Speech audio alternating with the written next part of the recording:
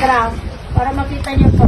Ang keloid po niya nag-subside because of the stem cell. Wow! Tingnan mo. Ilang sachets a day po kayo ng Rosenta po? The first treatment I had for the first week, 2 sachets a day.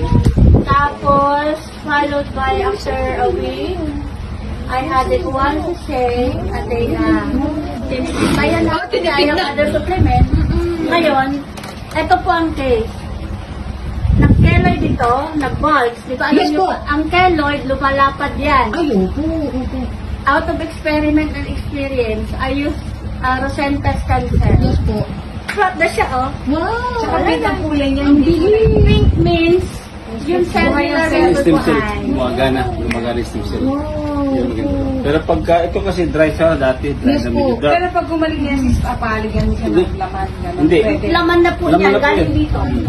Kasi yan po ay butas yan. Ito po butas.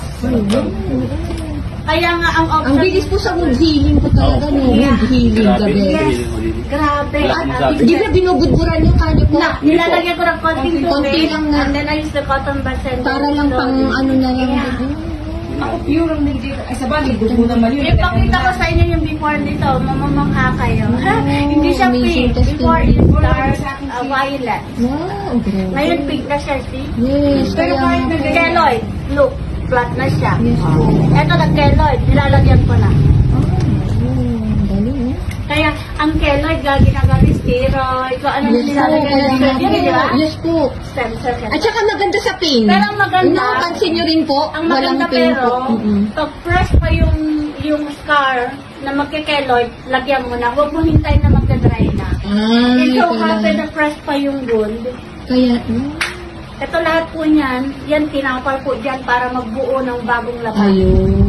Yan ang Oh, science, James, eh. grabe. Alam mo na natulong ng Galing stem talaga. cell. Stem cell! Ang very thankful. Rosenta is very good. Nung hindi pa sa Ang isa pang maganda kay Rosenta, mura siya. Ay, mura, opo.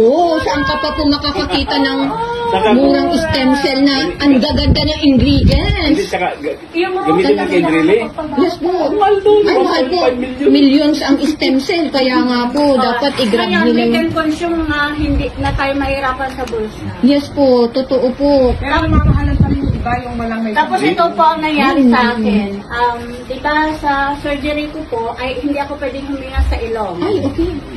So I went to tracheostomy, may butas dito sa huminga. NGT dito. Opo.